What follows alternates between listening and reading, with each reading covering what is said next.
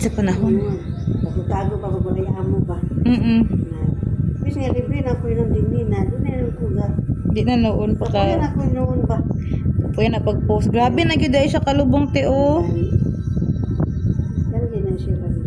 Ang kwanta lang ti ha, hinahinayan nila lang nako.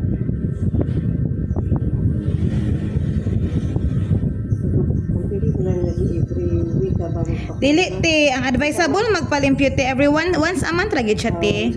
Dili ko ga-advise anang every week kay kanang kami nga man ambot lang ha kay kung sa ako man gyud ti lamo-lamo ra man gud ang labas ana ti. Kay mo ko pa na magilimpyuhan so unsa di among limpyuhan. So mas much better siya na once a month lang. Oo. Ba't ka na sila kay Aglamo-lamo ra oy sa muka sad.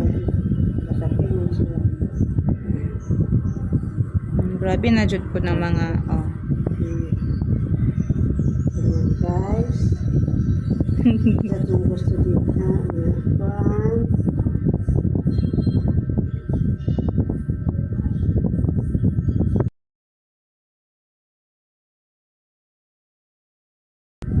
Kakuot ko te kung naa pero kung walay kuot